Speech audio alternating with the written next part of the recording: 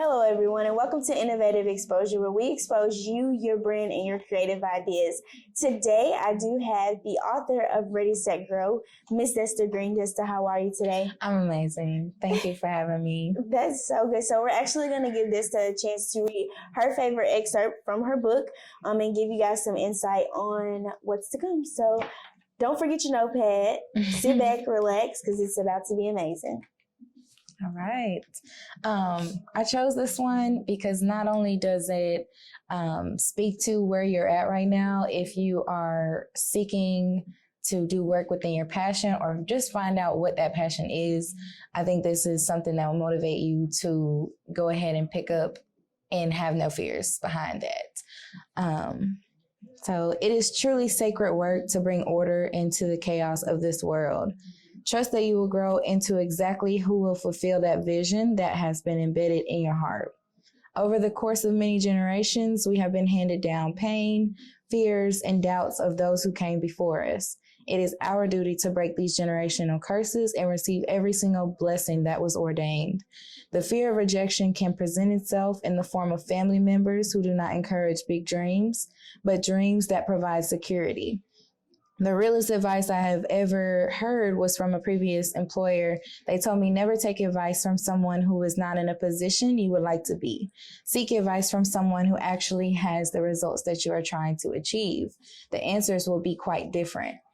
In the last moments of your trial, you will be tested to the max, and I do mean the absolute max. Surrender how you think things will look or turn out for you.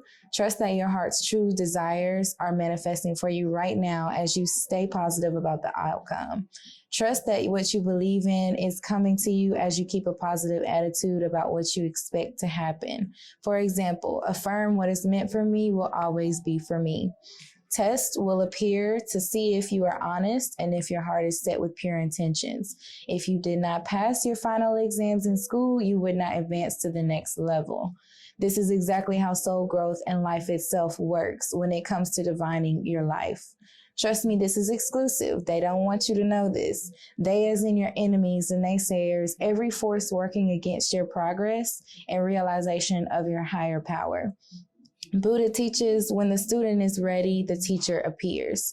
Therefore, I congratulate you on taking the first step mentally and requesting more enlightenment. I wrote this entire book just for you. For you, I grew myself into the person who could deliver this divine message. You are more important than you realize, so important that a bird took the word from the vibration of your thoughts and delivered it to God's throne. He then sent the mission to a well-equipped warrior to ensure that right now, in perfect timing, you would receive the guidance, enlightenment, and encouragement that you requested. Let's keep going. You didn't come this far to only come this far. Thank you so much for that excerpt. Yes, that's my favorite part. Well, I definitely want everybody to know, what does Ready, Set, Grow mean to you? It is a preparation phrase. To me, it is what you would tell yourself before you take a great leap of faith into something you've never done before, the unknown, let alone your biggest dream. Ready, Set, Grow to me was what I told myself when I was getting ready to apply knowledge that I had never heard before as far as building wealth for myself, but also dreaming bigger. So I was just in my car getting ready to try something new, and I was just like, ready, set, grow. This is it. And it stuck. I knew I needed to do something with that. So I did personally read your book myself. So in chapter 3, change the way you view yourself. That's the whole infrastructure of that one chapter. You did make a statement. It says the energy you put behind lifestyle changes determines the result, and whether you stay committed to completing your goal or not. I know that body image is so important in today's Absolutely. time. What does that mean for you when you wrote that excerpt or that section of your book? What was that like writing that? It took me back as far as how I view myself and what I've gone through in accepting myself, because I'm not perfect. No one is. I was also bullied for how I looked, and let alone being around other kids who were more fit than I was. I've always struggled with my weight, but for me, it was important in accepting yourself, because there is a lot of blocks that will come if you don't accept yourself first. And knowing who you are and loving yourself allows you to do more with that and become who you want to be. But you have to love yourself first as you are. And that is where progress comes from. For me, it was important that I put that in there, because not only do women struggle with that, and it's embedded into the market. It's embedded into makeup commercials, Instagram, social media, what we view as beautiful. But it's really about what you see and how you feel about what you see. So for me, that was, it dug deep into my past on how I view myself, and being open about that and how important it is. So who inspired Ready, Set, Grow? Who was the driving force that you woke up one morning and was like, okay, this person is the person that is going to make me want to write this book? Who was that, and what did it mean? Who did they mean to you? So first, I inspired myself to write the book, but I sat on that idea for a long time. I would say I sat on it for like 7 or 8 months before I actually did anything. And Nipsey Hussle is that driving force that you're speaking about, because once he passed and he was killed, it just made me feel like if that happened to him and he was speaking his truth and he was doing what God called him to do, he was educating people, uplifting people, what is going to happen to me? And it just felt like the timer started on my purpose. And I just knew that I needed to get my message out there, share the knowledge that I know, and not care about the results or not care about who had a problem with it. So I think that would be the main driving force. Because like I said, I sat on it for a long time, and the synchronicity, that's how God works. I had already wrote down Ready, Set, Grow, and his main theme and mission was the marathon continues, of course. So it was only right. It was only right that you pay homage. Yeah, only right. To the great. So of course. Who is Desta the person? I know she's an author. I know she's all things spiritual. So let everyone get a little bit of a better insight onto who you are as a person. I would say I am a healer. I'm definitely an empath, which we just spoke about. I'm powerful. I am a dreamer, very ambitious. I'm God's child. I should have said that first. And now I'm an author. So being able to speak on those things, I am a dreamer, and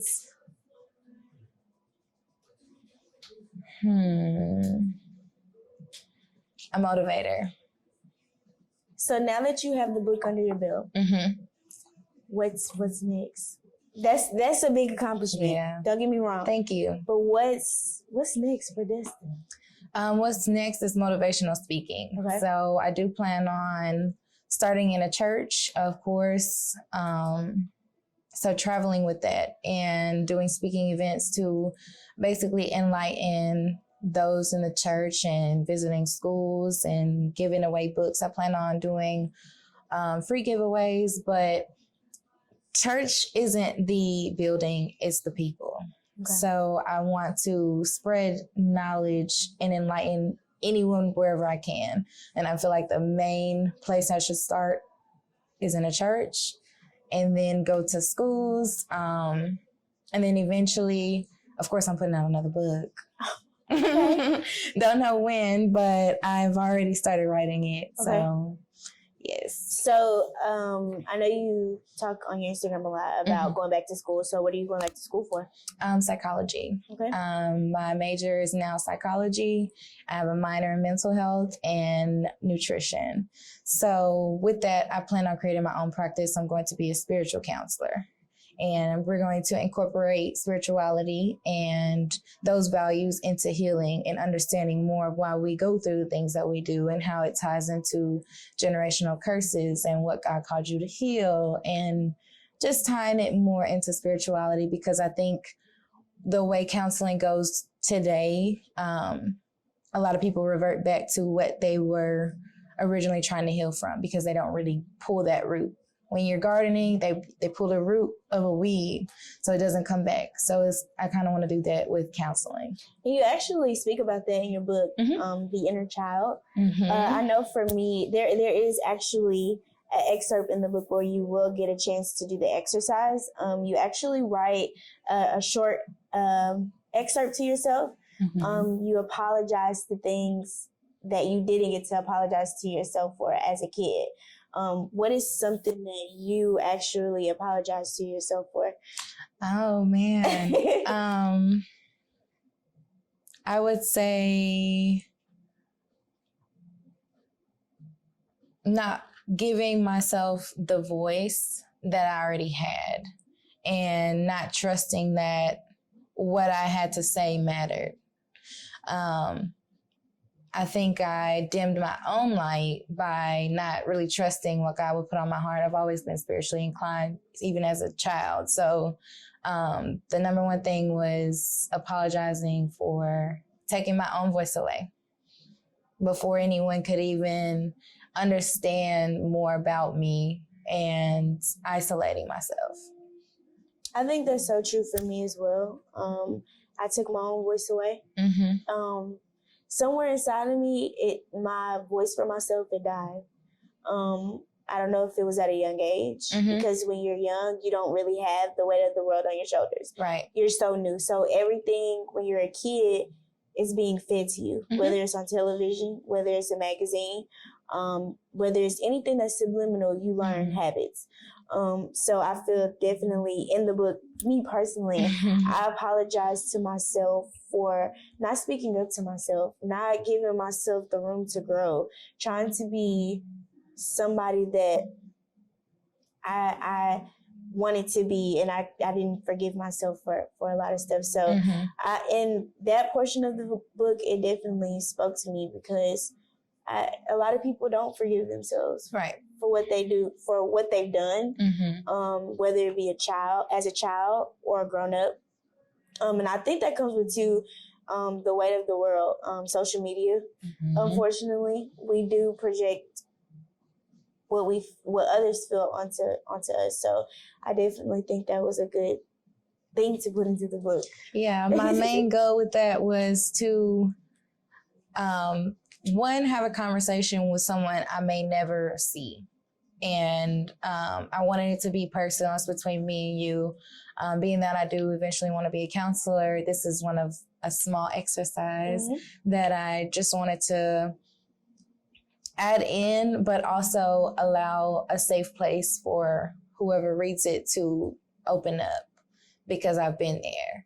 And with the personal examples that I give, I try to make it as personal and relatable as possible, because I'm human just like anybody else, and we go through things, but we have to grow through things. And I think you do a good job of that, because thank you. In every aspect of your book, you're like, I'm 10 toes down with you. I got your back. I wanted to reassure throughout the whole thing that, like, it's me and you. We're good. We're friends. I got you. We're here together going through this. Right. So we know what's next. So where can people find Ready, Set, Grow? You can find it on Amazon. If you already follow me on Instagram, it's the link in my bio. But if you type in my name, which is Desta Green, on Amazon, you'll find it. And you will see all of her Twitter, Instagram, Facebook accounts. So you will be able to follow her, purchase this book, this lovely book, and then, go from there. Thank you. You're welcome. So at the end of every interview, I do want to end it off with something fun. So I am going to give Desta 3 quotes from 3 books, and she is going to guess the author of each book. So you ready? I'm ready. Okay, so the first one is, if you are for the right thing, you do it without thinking. Who is that? Oh, Your time running out. I don't even know. You want to pass, or you want to keep thinking? I'm a pass. You gonna pass? Okay. The second one, freeing yourself is one thing. Claiming ownership of that freed self was another. Now are they black? They black, sis, but your time now. I'm sorry. Dang. It's okay. Dang. But I was gonna say Michael Mack. But it was actually Toni Morrison. I thought about her in the first one. It was Maya Angelou in the first one. Jesus. It's okay. My mama gonna kill me. No. It is okay. Well, I definitely want to take the time out to thank Desta for coming and being the first person to be on Innovative Exposure. We really do appreciate your time, your dedication, your communication. Once again, below you will find Desta's Instagram, Twitter, and Facebook handles, so you are able to follow her and purchase this lovely book. So thank you once again. Thank you again for this opportunity. Thank you. I feel honored. Thank you. Thank you, guys. We'll see you later.